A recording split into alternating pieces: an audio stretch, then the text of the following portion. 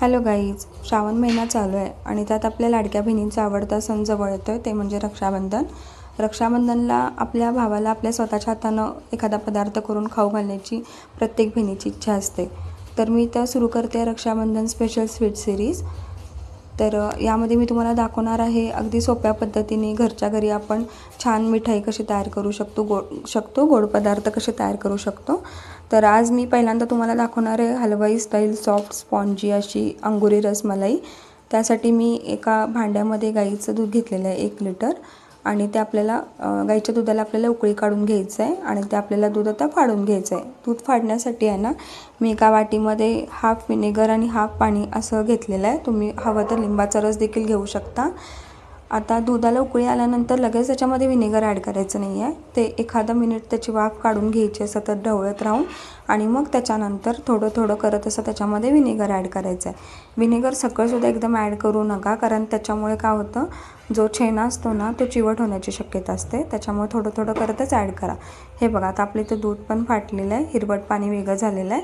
आता हे आपण आहे ना एका सुती कापडामध्ये आपल्याला हे सगळं गाळून घ्यायचं आहे. गाळून घेऊन आहे ना, हे जे पनीर आहे, हा छेना आहे, तो 2-3 पाण्याने स्वच्छ धुवून घ्यायचा आहे, जेणेकरून त्याच्यातला आहे ना तो व्हिनेगरचा जो वास असतो किंवा टेस्ट असते ती निघून जावी यासाठी. धुवून घेतल्यानंतर आहे ना, हे कापडामध्ये घट्ट बांधून त्याच्यावर काहीतरी जड वस्तू ठेवून ते अर्धा ते पाऊण तास साईडला ठेवून द्यायचं आहे.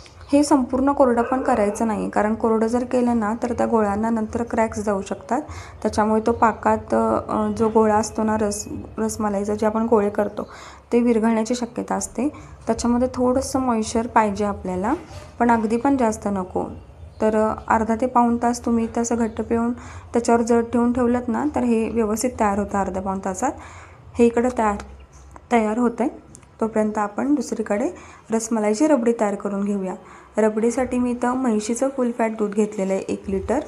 त्याच्यामध्ये मी तर 1 कप मिल्क पावडर ॲड केलेली आहे. तुम्ही कुठल्याही ब्रँडची मिल्क पावडर वापरू शकता.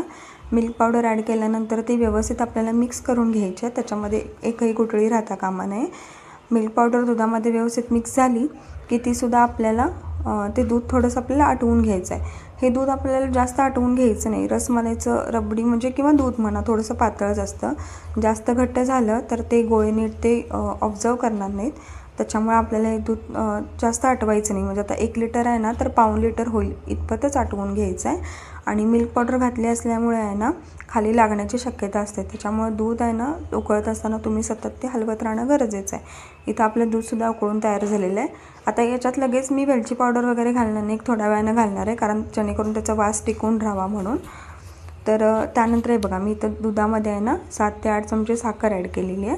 तुम्ही तुमच्या आवडीनुसार कमी किंवा जास्त करू शकता. दूध तिकडं आपलं थंड होतं आहे, म्हणजे कोमट होतं आहे.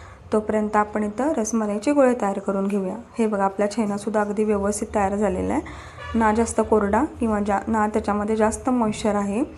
तर आपल्याला आहे ना आपल्या हाताच्या या भागाने या छेन्याच्या सगळ्या गुठळ्या मोडून घ्यायच्यात. म्हणजे अगदी मऊ, म्हणजे आपण म्हणतो ना मक्खन जैसा, तसा आपल्याला हा डो रेडी झाला पाहिजे त्याचा. तर हे सगळं आपण त्याच्या अशा गुठळ्या मोडून घ्यायच्यात. गुठळ्या मोडून झाल्यानंतर आहे ना त्याच्यामध्ये बाइंडिंगसाठी मी 1 चमचा कॉर्नफ्लॉवर ॲड केलेला आहे. ही स्टेप तुम्ही हवी असेल तर स्किप करू शकता, पण जे नवशिके आहेत ना त्यांच्यासाठी बाइंडिंगसाठी हे गरजेचं आहे. कारण समजा तर त्याच्यामध्ये मॉइश्चर जास्त राहिलं, पाणी पूर्ण सुकलं नाही, तर हे बाइंडिंगसाठी याचा उपयोग होऊ शकतं.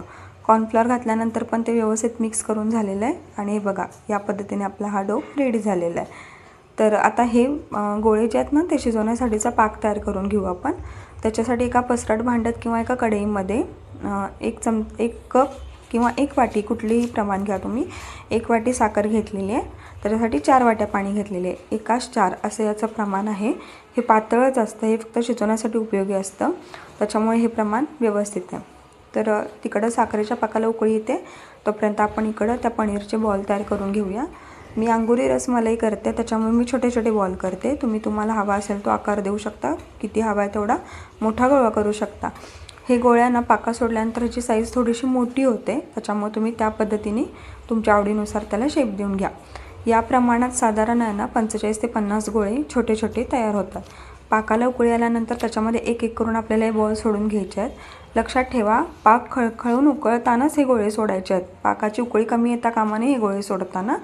आणि ते सोडल्यानंतर 10 मिनटे मोठ्या आचेवर आणि 5 मिनटे मंद आचेवर झाकून हे सगळं शिजवून घ्यायचं आहे. इकडं आपली रबडीसुद्धा कोमट झालेली आहे. त्याच्यामध्ये मी तर केशरी दुधाचा मसाला मिळतो तो ॲड केलेला आहे. तुम्हाला हवं असेल तर तुम्ही वेलची पूड, जायफळ पावडर तुमच्या आवडीनुसार ॲड करू शकता. आणि थोडे केशर मी इथं दुधात भिजवून घेतलं होतं ते सुद्धा ॲड केलेलं आहे. ते सुद्धा बिलकुल ऑप्शनल आहे. इकडं आपले गोळे थंड झाल्यानंतर त्यातलं पाणी हलक्या हातानं काढून घ्यायचं आणि एका सर्विंग बाउलमध्ये ते गोळे मी ठेवलेले आहेत आणि त्याच्यावर ही आपली रबडी मी सोडून घेतात. आणि त्याच्यानंतर आपल्या आवडीप्रमाणे तुम्ही ड्रायफ्रुट्सने वरती सजवून घेऊ शकता. कमीत कमी 3 ते 4 तास ही फ्रीजमध्ये थंड होऊ द्या आणि मग सर्व करा. रेसिपी आवडली असेल तर लाईक आणि शेअर करायला विसरू नका.